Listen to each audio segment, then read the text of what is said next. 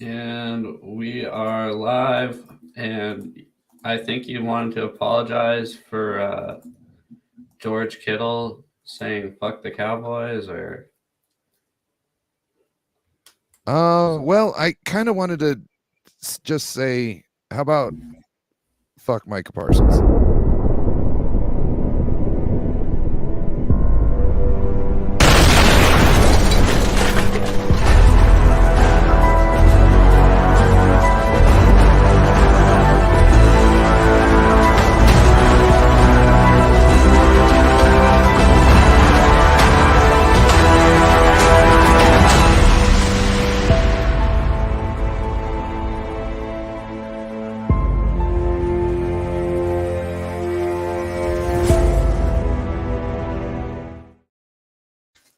welcome back to the Rivalry Weekly. I guess just Seahawks 49ers talk. We say NFC West talk, but really the only two teams that are relevant right now. So I don't know. yeah, here we are. Oh yeah, the Rams are all right. The Rams are doing, yeah, they're doing more than Yeah, I expected. I think yeah, me Sean too. McVay's coaching his ass off this year. Me too. I agreed. I actually picked them to beat the Eagles as my upset of the week, which they didn't. But yeah, that just goes to show how how much better they're doing than what I thought they were going to be doing. So Yeah, they didn't get the memo, and it looks like they're not trying to write back. yeah. Um. Anyways, so we haven't talked. Well, we've talked, but we haven't had the show for 2 weeks now. Yeah. Um. We got Bryant Culp in the house for What up, one. Brian? What's going on, Bryant? I just want to say,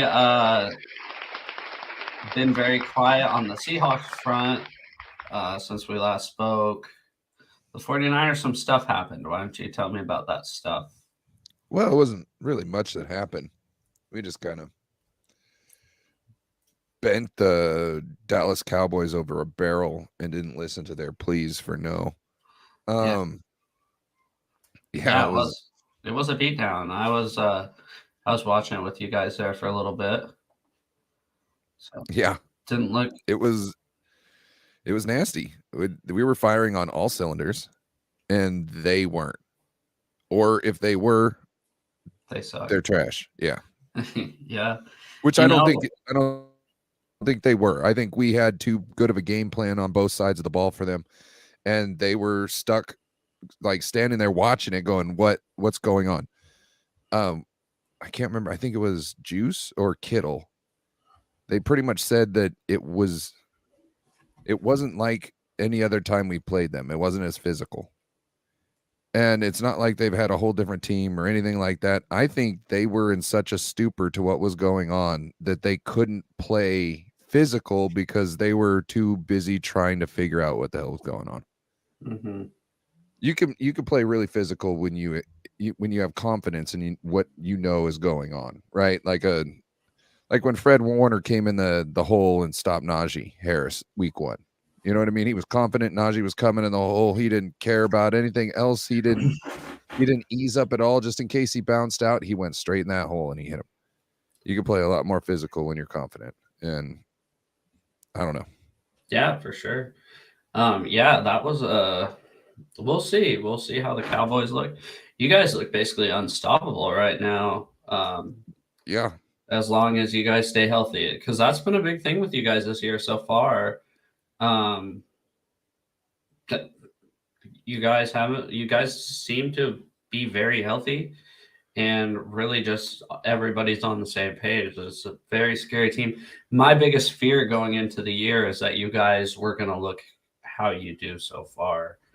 So, yeah, hats off to you so far. I mean, it's only week 5. I don't want to give you so many flowers, but you guys No. clearly look like the obvious #1 team in the NFL. So, Yeah. If the Super Bowl was played today, we would be the number one hands down favored. But mhm. that's the problem is it's 11 No, weeks away before we even start figuring out who can get to go.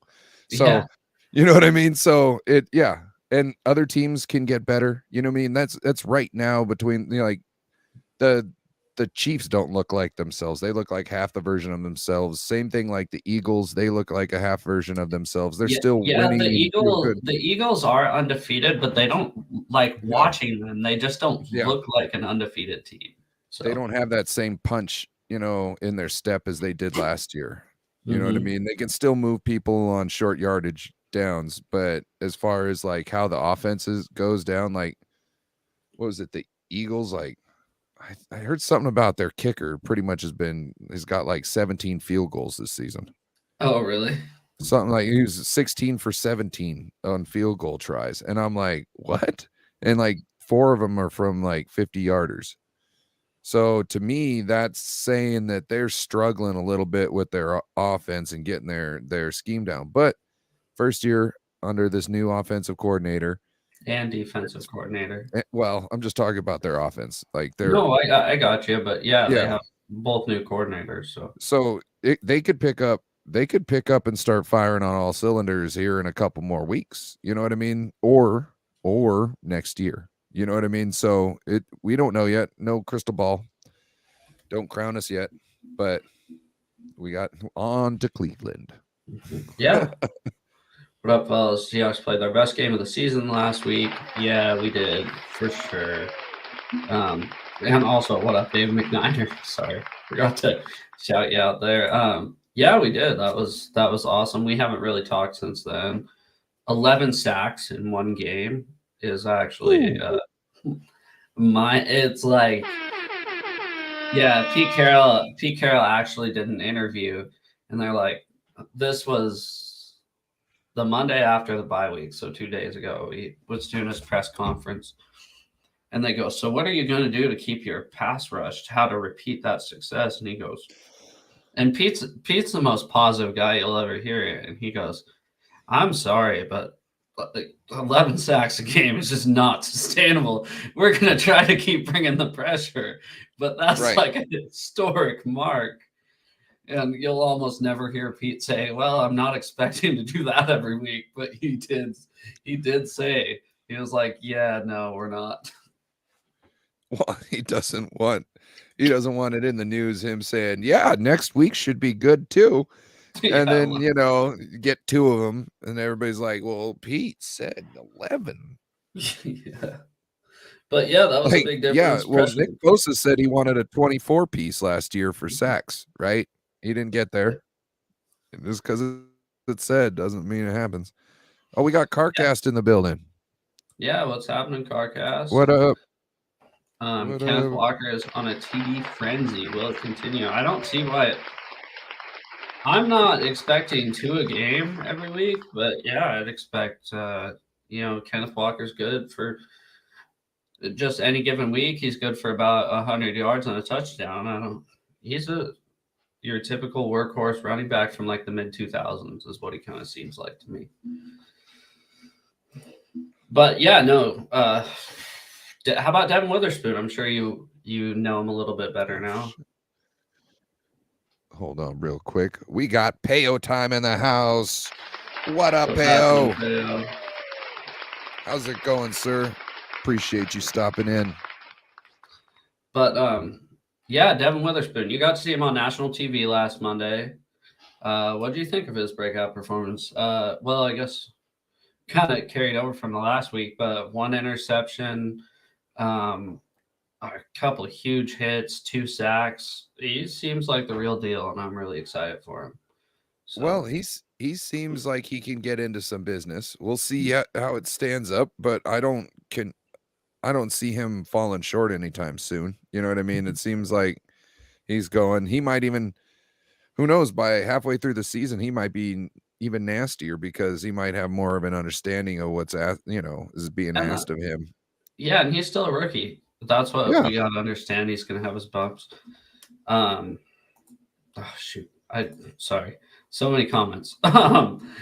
Thanks for training up Akilla Witherspoon. He's bailing us out. He's balling out for the Rams. Dude, I don't know. Akilla Witherspoon didn't even make our roster. He was kind of yeah. Now, hold on, Payo. The reason why we couldn't deal with Akilla is because he couldn't handle things under pressure. Oh, you guys had him too? Yeah. We had him. Yeah, I know. I didn't even know. I didn't Yeah, even we know were you like, guys had okay, him. you can have him. Who I can't remember who was. Oh, so gosh, what was K1? Was it K? No, it wasn't K1 Williams. It was who was it? Our cornerback. We had this cornerback. He was an undrafted free agent. He's over in Detroit right now. Is it K1? It might be K1 Williams. Or he got injured last year, opposite of Javarius Ward. But Akilla Witherspoon pretty much lost his spot to him, and he was undrafted free agent. And Akilla Witherspoon we drafted and thought he was going to be this great guy, and this undrafted free agent came up and just played consistent. I remember it was some game during the playoffs in 2019, I want to say. Akilla Witherspoon gave up some play, and it was like, all right, dog, your chance is over, right? And they sent in, who was it? Somebody in the chat, please help me. They sent him in, and Akilla Witherspoon was like, hey, give me his special team reps, right? Like, I'll do a special team rep so he can just, do the rest of this stuff, right? Because he was trying to be like a team player because he knew he was screwing up. So watch out with him. Don't put all your hopes in him until he can be consistent, Pale.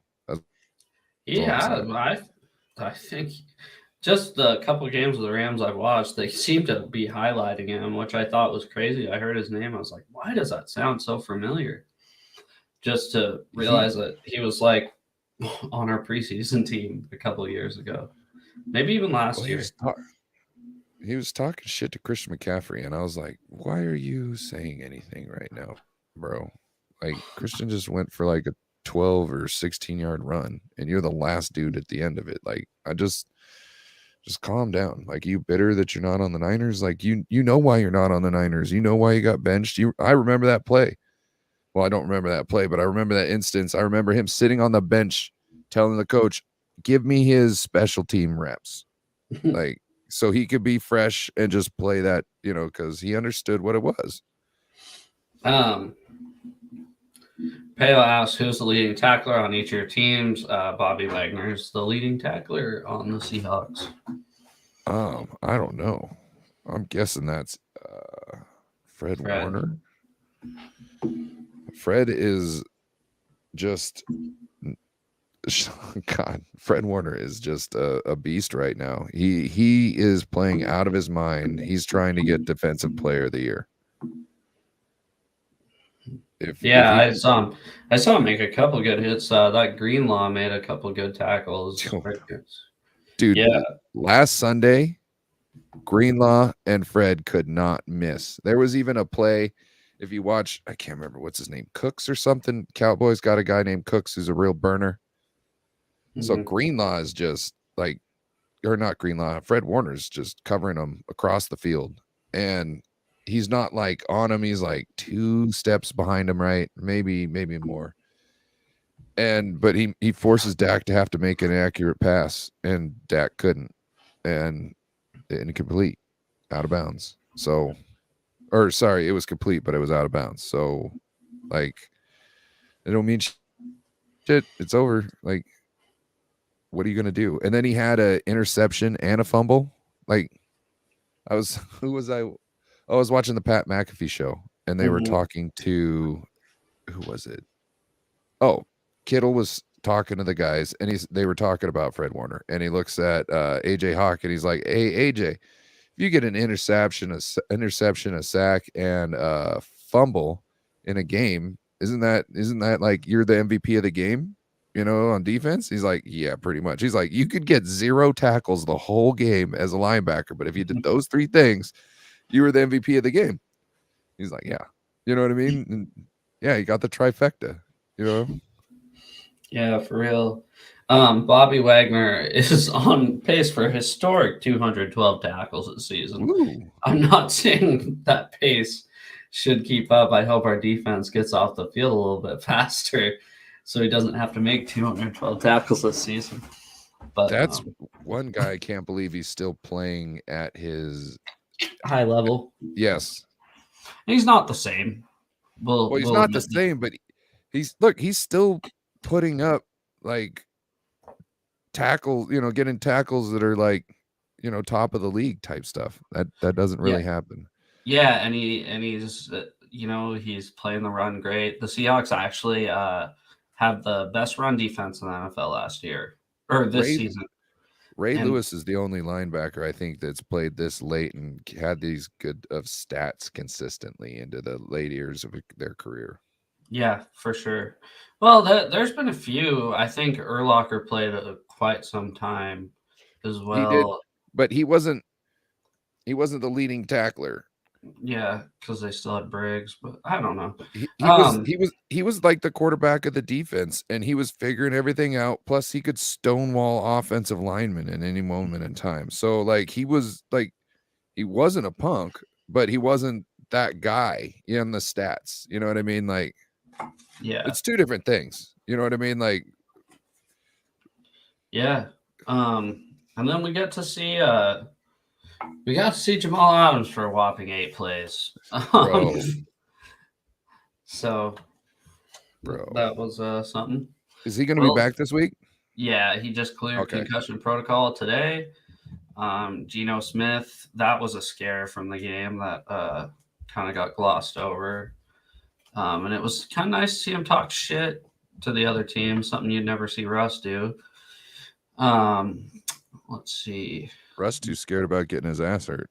Yeah, exactly. Yeah, it was just a lot of injuries, a lot of guys coming back. Our starting left tackle should be back this weekend. Starting right tackle should be back next weekend. So, I hated having a bye on week 5, but I think it kind of came at the right time for us right now with how unhealthy the team was since week 1. So, but they fought through it. They did what you'd want your team to do with dealing with a bunch of injuries, going 3-1. Really would like to be 4-0, but that Rams game we just played flat. So, dude, it's week 1. You know what I mean? I don't take week 1 as any sort of a guarantee or any sort of a benchmark through the season. You know what I mean? No, I mean, but they're outliers. Yeah, so let's see. I think the Hawks defense is going to be a real issue for those defensive backs finally seeing Tariq Mullen and Devin Witherspoon playing in the slot like he was supposed to when we were in nickel, which is most of the time, obviously. He was playing the slot, and then when we were in base defense, Mike Jackson went out and he played outside corner. He's a guy that can follow Jamar Chase all next weekend. Except for when he's lined up across Woolen, because you want Woolen over there controlling the right side. But if Jamar Chase plays in the slot or plays outside, I think Witherspoon's going to follow him around. So I have a feeling that if your guys are playing with their hairs on fire by the time we meet up, I have a feeling Kyle's going to come out with some formations that kind of keep a couple of those DBs on the bench, you know what I mean? To try and, because you got so much talent back there, you know what I mean? That to me, I would just have a game plan where I'm going to try and make it so you can't have all those guys out on the field at once without essentially creating gaps in some sort of way. You know what I mean? Like, you can't have, a cornerback lining up on the line trying to block, George Kittle. You know what I mean? It's so it's those mismatches I think he's going to try, because I'm not trying to, even though I have faith in our system and we have exposed your defense in games at times, but that's not something you can rely on happening every time you go out and play somebody. You know what I mean? You can't rely on that. So to me, I'm thinking he's going to try and figure out how to. And like, your defensive line isn't really known for pressure, essentially, past other than the 11 sacks that game. You know what I mean? Yeah. So maybe he'd rather have more defensive linemen out there and going against them than defensive backs. Yeah, and we were starting to get. I think it was kind of the second half of Detroit, the Detroit game. So the second game of the year, we've only played four compared to everybody else. They played five. Not everybody, but a handful of teams. That's when you see the pressure start to kind of crank up, and a lot of those sacks they were coverage sacks because nobody could get open with those guys back there. So it was I think you pretty guys sweet. got. I think you guys got one over on Detroit. I have a feeling by the end of the season, they might be a real powerhouse. Hmm. Not to say that you're not, but I think they might be more of a juggernaut to go up against than you guys might be. We'll see. And It's a long season. It's like we just talked no, about. I got you. I'm just saying like how they're built and how what their scheme is. You know what I mean? They're there to get every yard mean and nastily. You know what I mean? Like, and when you're talking about the playoffs, when you're hurt and you're tired, Mhm. that's not a team you want to go up against. Like people were like, "Yay, let's go play the Niners in the playoffs." They're like, "Oh shit." Like you got to be ready for a fight in a phone booth. You know what I mean? There's nothing fun about that. You're going to get your eye clawed. You know what I mean? Yeah, no, exactly. Um, but anyways, yeah. How about you guys? What?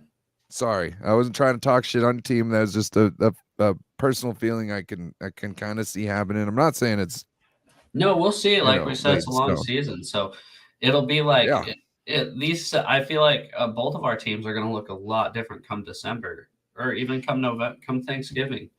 I mean, knock on wood, everybody's healthy, but there's always injury problems. So, Oh yeah. um, we got Corey Davis in the house. Oh, what up, Corey? My man. How's it going, Hello, Corey? my Also, 49ers family. I hope you all are having a wonderful Wednesday. Tune in. We will be on, well, I will be on Corey's show later at 7 o'clock. mhm. Um, Joe here, he's got to go back to work. Yeah, I gotta go back to work here in a few minutes. But how about the Niners? How do you feel going into Cleveland? They got their quarterback Bill Cosby. I mean, Deshaun Watson. He's not playing. Did you He's see that not. thumbnail? He's I not going don't to be think. playing. Well, it's undetermined right now, but I don't think about this. You're hurt. You're going up against the 49ers who just got Randy Gregory, who might be starting that. Well, not starting, but playing that game. And if he does well in what he does, he might see more plays, right? So, like, remember Bosa's first game?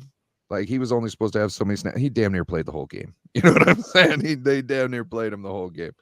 So we'll see. If I was him, and I don't think like he doesn't have the heart of a champion in him.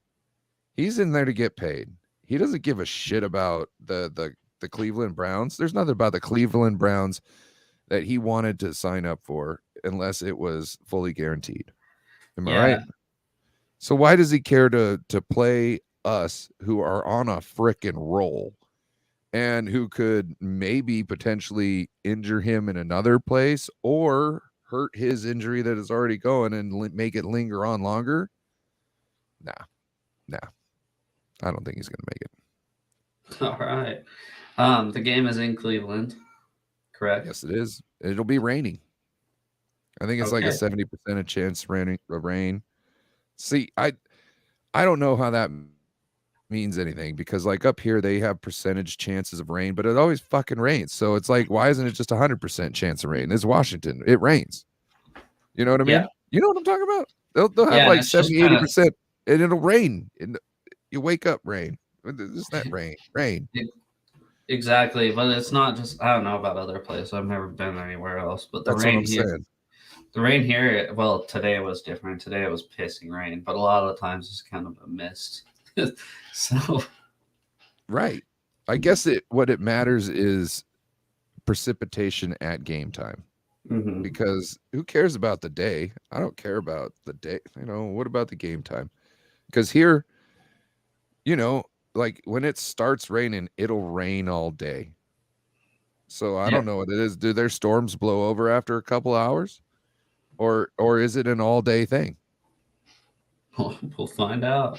We will find out. Because like our storms last like weeks, kind of. You know what I Yep. mean? Not really Like it'll just storms, but rain. yeah, just rain. The rain will last for just weeks. Like you don't even notice if it stops. Mm-hmm. The only thing you notice is like lightning. You know what I mean? Lightning and thunder. That's you're like, I oh, can't hey. stand that. Yeah. Yeah. Did you guys even have any injuries coming out of the Dallas game Yes. So Aaron Banks injured his bicep, if I'm after he correct. punched the guy? Yes, it was afterwards. I remember that. Oh, I'm down with that. I'm down with that. You sticking up for BA? Good on you, sir. Good. Let them know that we ain't no punk bitch, and you ain't gonna pick on our guys. And I'm fine with that too. That's what I kind of want to see out of my offensive linemen. Is it's not just the quarterback. I want to see him. We had a guy, Breno Giacomini, right? You might remember him. He'd never get called for holding or false starts, but he'd have that 15-yard penalty in like the second quarter for just fighting with a guy. And I'm fine with that. Be nasty. You're an offensive lineman. That's what you're supposed to be. So let's do it. To me, there's no issues with an open hand push to someone's chest and tell them to fuck off.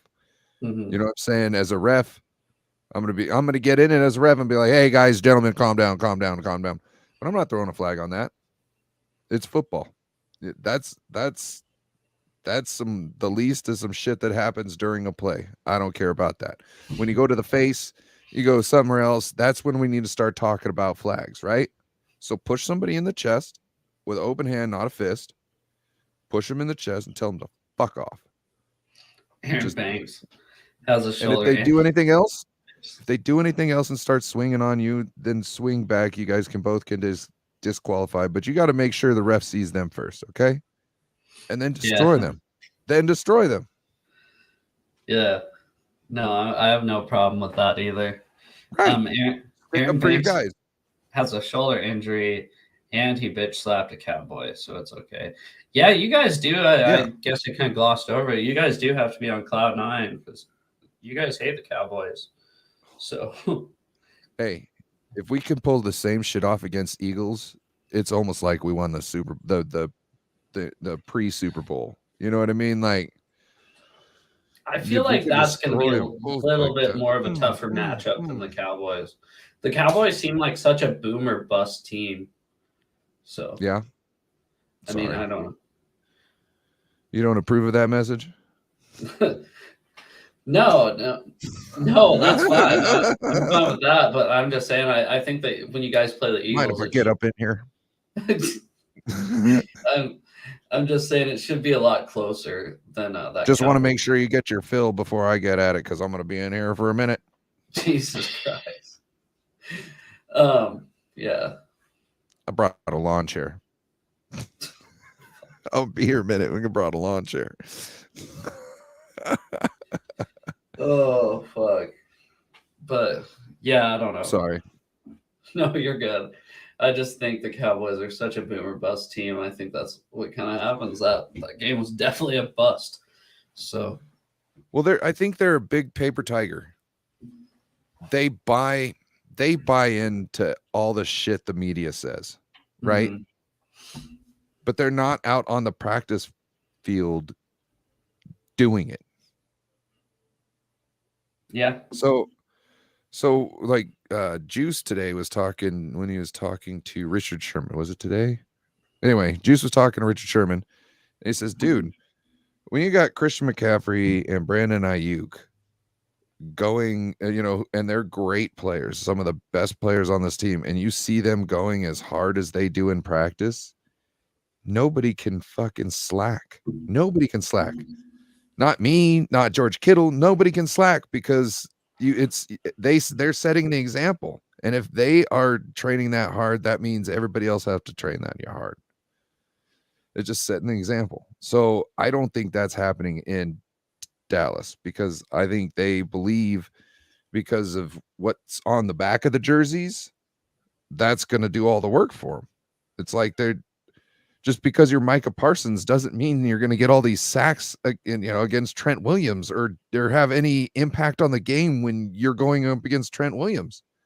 Yeah, that's one thing I couldn't believe on how well they contained Micah Parsons, because he's a really good football player. He really is. But He when you is. line up against Trent Williams the whole time, and It's like a black hole, bro. It's like a black hole. Anything around Trent Williams just gets sucked up and is no longer an impact on anything around. Well, no, and it's like, as a Seahawks fan, right? Yeah. Say they line up Micah Parsons, you can choose against our backup right tackle, who's Jake Curran, or Charles Cross, our starting left tackle. Well, of course I'd want him to line him up against Charles Cross the whole time. Like, what are you talking about? I want their strongest guy going against our strongest guy. That's kind of the point of having your strongest guy play left tackle. So I don't. But when you're on defense, you want a mismatch. You want mismatches. That's what I'm saying. That's why it makes no sense. And they even said in the broadcast, usually Parsons plays defensively on the left side, which would be lined up against the right tackle. Yeah. So how come that game you would choose to line him up on the right side the whole time? That just doesn't, like, were you just trying to be like, oh fuck, we got this, he's old? No, he's fucking good. The only thing I can think is you're like playing 4D chess. Like you're trying in the regular season to kind of tie an arm behind your back. So maybe you lull them to sleep for the playoffs. But to me, it doesn't matter whether you win this game or not. Or sorry, if you lull us to sleep with just letting Micah Parsons go up against Trent Williams. How does that help you? You're still going to have to game plan for the rest of the team in the playoffs. We're still going to game plan for Parsons against frickin' McKivitz. It's a wonderful surprise that you just decided to leave him over here against Trent Williams. You know what I'm saying? We're ready to chip Parsons all day long and give McKivitz help, which he has looked pretty well. But we're going up against Garrett, Miles Garrett.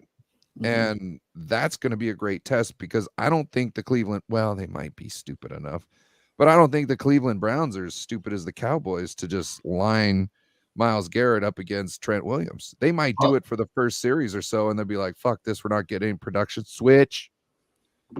Well, and they got a few dudes on their defensive line, the Browns do. I know they have Shelby Harris. There's another, edge rusher. I can't even think of who it is right now. But yeah, they got a few dudes, and that'll be a good test for your offensive line, because I think that would be, obviously you think Micah Parsons is going to be the hardest one to deal with, but when they line him up and just do the same thing over and over again. TJ Watt, you guys played him. And McKivitz gave up 3 sacks. Yeah, which is not a good day. Obviously. But that's also week. It's week 1. It's week 1. I don't know how that computes until I see him up against Miles Garrett. You see what I'm saying? Mm-hmm. So if Miles Garrett gets 3 sacks, then I know if you got somebody higher caliber, McKivit's going to give up 3 sacks. You know what I'm saying? Because that's the thing. But if you're average, he's gonna be okay. So it's it's a good game to figure things out. I think we went up against the best D line in our schedule other than the Eagles. I'm not 100% sure. I think the only way the Cleveland Browns can really stop us is if they stop the run. And that's a hell of a task. I'm not saying they can't do it, but it's going to be a hell of a task to stop the run when you've got Christian McCaffrey and you've got Jordan Mason. Like, if you look, Thunder and Lightning. They were talking about last game, Christian McCaffrey ended up having like it was average of 2.3 yards a carry. Mm-hmm. But Jordan Mason was like 6.9 yards a carry. So you might be able to stop maybe a Christian McCaffrey, but you're not going to be able to stop a Jordan Mason because they played two different styles. Yeah, And that then guy if was you're going to impressive stop last Jordan weekend. Mason, well, Christian McCaffrey. Dude, that guy. So that's the guy we got rid of Ty Davis Price for. No, sorry. Trey Sermon. We got rid of Trey Sermon for that guy. We gave up a third round where we drafted Trey Sermon in the third round.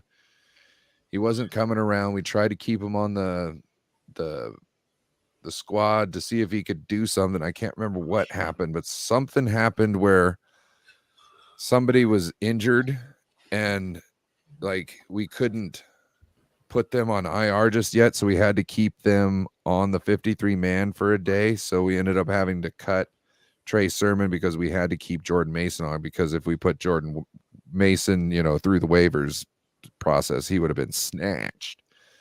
He had we were buzzing about him all training camp, all that good stuff, right? We all knew we had a dog in Jordan Mason, and then in preseason we saw him I don't know.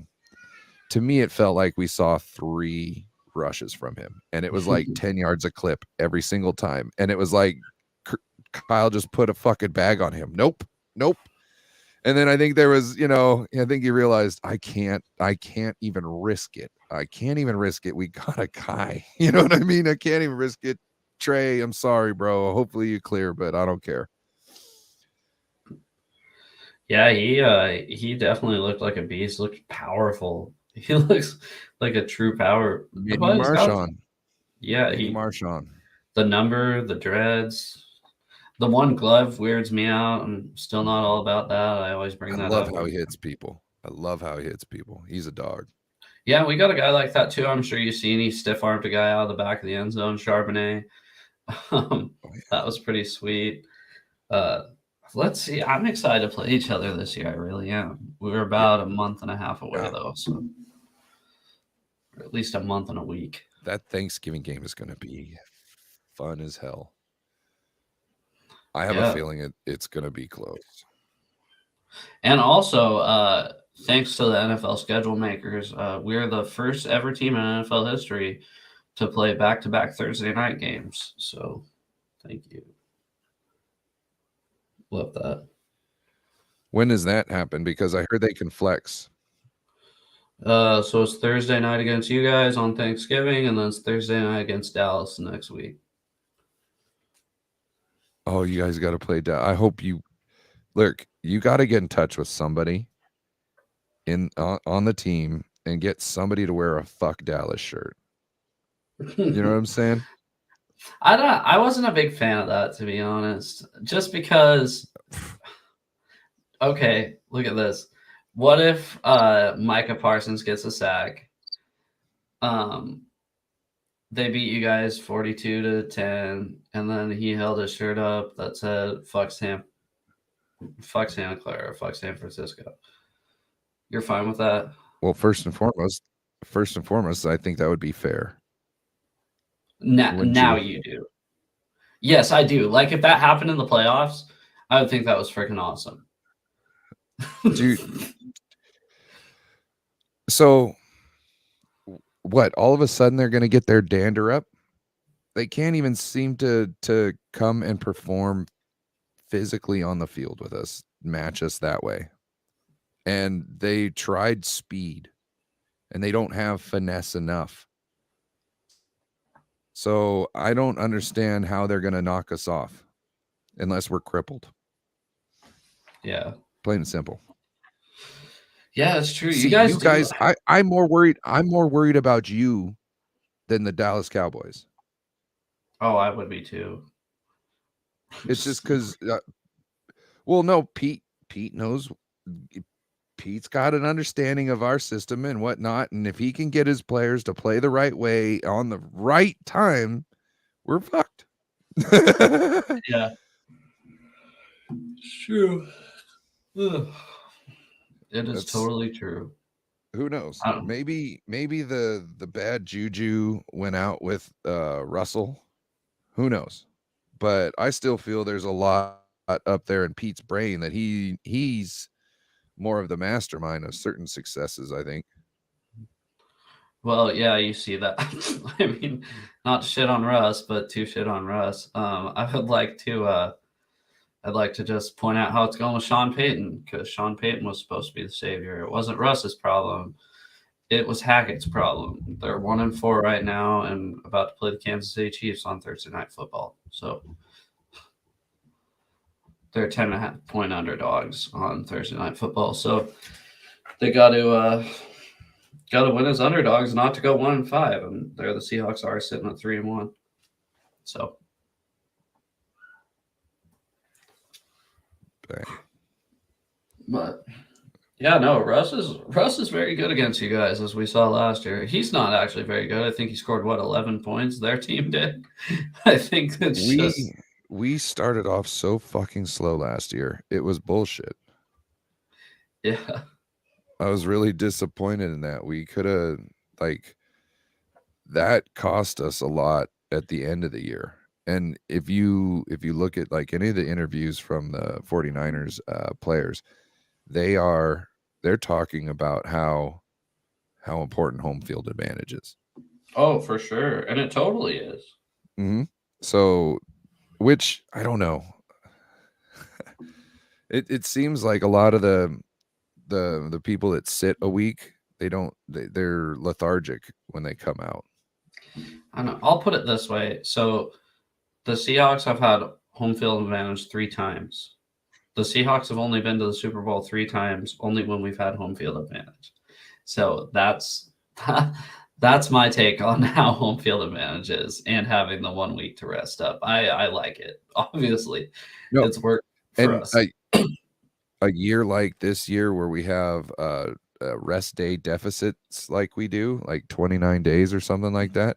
I think you guys have like a +7 work deficit day or whatever, which means by the time we play, you might have somewhere of like 30 rest days more than us, essentially, before a game. I'm trying to look this up right now because kind of. So you guys are -20, we're -4. Okay, so you'd be like 15 would be like you have like an extra 15 days. Yeah. 16. Yeah. Of rest by the time we play. And I think that's versus opponent, I think is what it is, or something. I don't know. But yeah, regardless, that sucks. Yeah. But I think if anybody, we're built for it. And if we can come out and destroy people and catch a lead and hold on to it and put in our backups, I think that's better than us having to fight down to the wire every game and still have rest games. You know what I mean? Like if we're playing starters only 3 quarters a game, that's gonna do something over the season, I think. I'm not saying that's gonna happen every game, but if we can get there, you know what I mean? That's something I would like to see. If we can put up enough points. Yeah. I'm good with 30. Sure. I'm good with like 30 every game, but if we get up to like 35 points in the third quarter, yeah, rest the guys the whole fourth quarter. Like, because I don't see anybody standing toe to toe with us. I think you guys have scored at least 30 every game, right? Yes. Yes, we have. Essentially, in combined points, we are 20 points behind the Dolphins.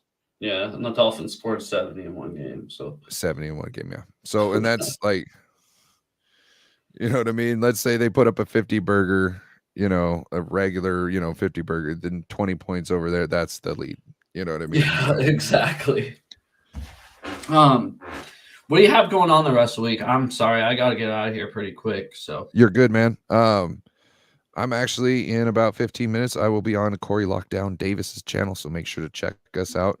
And then tomorrow we will be streaming the game tomorrow. Corey and I both will be. And then Friday nights we will have the Friday night show. The first episode will be on Jason Niner Nasty's Niner Faithful Radio. And then the second one will be right back here with Joe Stevens. Right back here. Yeah, well, thanks for doing this. This should be fun. Maybe I'll hop in a little. Shoot, you know what? I totally can't. Well, maybe I might hop in a little bit to watch the Broncos lose. That's my second favorite thing other than watching the Seahawks win is watching the Broncos lose. So, hey, if they're losing, just come on in at the end or right before you go to bed, shoot the shit for a little bit, and then sign in, sign off. You know what I mean? That's perfectly fine, sir. Come on, stop in. Give us some Russell Wilson's a shitty person stat. You know what I mean? I'll bring some stats in. Before we go, I want to give a shout out. Bryant, David McNiner, Payo Time, Carcast, King Mufasa in the house, baby. Tony Culp. And if I forgot anybody, I do apologize, but thanks to everybody, not just in the chat, but everybody watching us. We really do appreciate it, and have a good Wednesday night. Peace.